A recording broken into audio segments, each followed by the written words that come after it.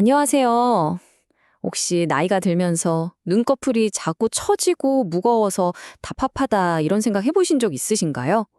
많은 어르신들이 겪는 고민인데요. 오늘은 바로 이 안검하수 수술, 어떻게 하면 보험 적용을 받을 수 있는지 속 시원하게 알려드리겠습니다. 맞아요. 바로 이런 느낌이죠. 눈꺼풀이 무겁게 내려앉아서 앞을 보는 게 영 불편하고 답답하게 느껴지는 경우요. 오늘 우리가 해결할 문제가 바로 이겁니다. 그리고 정말 좋은 소식이 있어요. 많은 분들이 잘 모르시는데 이 답답함을 해결하는 수술 비용, 여러분이 갖고 계신 실손보험으로 충분히 보장받을 수 있다는 사실. 자, 그럼 어떻게 하는 건지 자세히 한번 알아볼까요? 자, 그럼 먼저 우리가 말하는 이 처진 눈꺼풀이라는 게 정확히 어떤 상태를 말하는 건지부터 딱 짚고 넘어갈게요. 이걸 의학적으로는 안검하수라고 부릅니다. 이건 그냥 나이 들어서 생기는 눈가주름 같은 미용 문제가 아니고요. 눈꺼풀을 들어 올리는 근육의 힘이 약해져서 생기는 일종의 질병입니다. 여기서 제일 중요한 건 이게 시야를 직접적으로 가릴 수 있다는 점이에요. 자, 이제 오늘 내용 중에 가장 중요한 부분입니다. 내 수술이 보험 적용이 되느냐 안 되느냐 이걸 가르는 결정적인 기준이 있거든요. 보험사가 보는 관점은 아주 간단해요. 딱 두 가지입니다. 왼쪽처럼 시야가 가려지는 것 같은 기능적인 문제를 해결하기 위한 치료냐, 아니면 오른쪽처럼 그냥 더 예뻐 보이기 위한 미용이냐.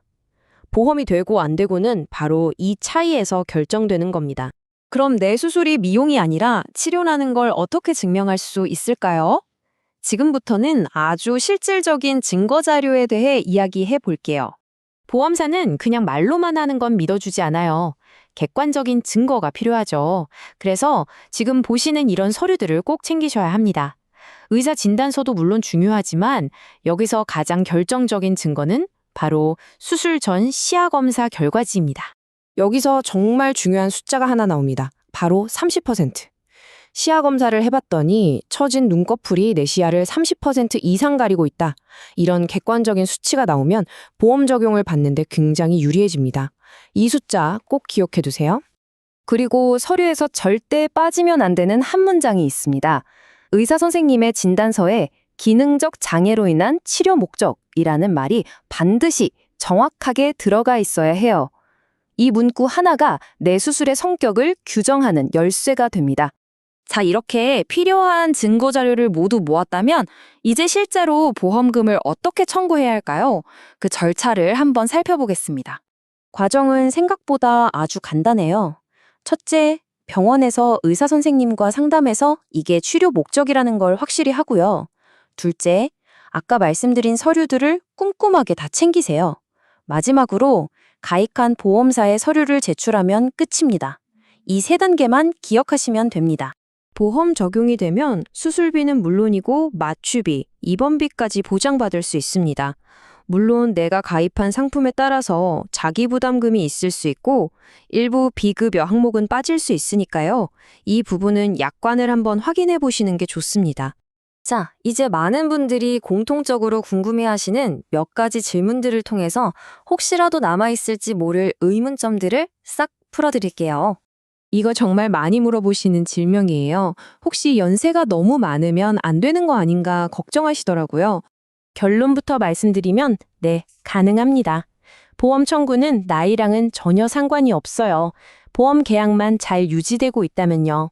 다만 아주 가끔 보험 약관에 단순 노화 현상은 보장에서 제외한다는 조항이 있을 수 있으니 이 점만 한번 확인해 보시면 됩니다. 그렇죠. 한쪽만 처지는 경우도 있지만 양쪽 다 수술해야 하는 경우도 많잖아요. 이럴 땐 어떻게 될까요?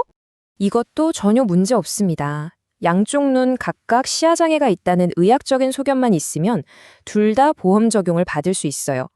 중요한 건 수술 기록지에 양쪽 눈 모두 치료 목적으로 수술했다는 내용이 잘 적혀 있어야 한다는 겁니다. 자, 마지막 질문입니다. 서류를 준비하는 시점도 많이들 궁금해 하시더라고요. 수술 전에 미리 떼어야 하는지, 끝나고 받아도 되는지. 사실 언제 받으셔도 상관은 없습니다. 하지만 이왕이면 수술을 결정하고 시야 검사를 할 때 진단서까지 미리 같이 받아두시는 걸 추천해드려요. 그러면 나중에 보험금 청구할 때 과정이 훨씬 더 깔끔하고 수월해집니다. 자, 오늘 여러 가지를 알아봤는데요. 혹시 내용이 좀 복잡하게 느껴지셨나요? 다른 건 다 잊으셔도 괜찮습니다. 지금부터 알려드리는 것만은 꼭 기억하세요. 첫째, 내 눈의 불편함이 그냥 예뻐지려는 게 아니라 정말 기능의 문제인지 확인하세요. 둘째, 시야 검사를 통해서 객관적인 데이터를 꼭 확보하시고요. 셋째, 진단서에 치료 목적이라는 네 글자 반드시 들어가게 하세요. 마지막으로, 그래도 제일 확실한 건 내가 가입한 보험사에 직접 전화해서 최종 확인하는 겁니다.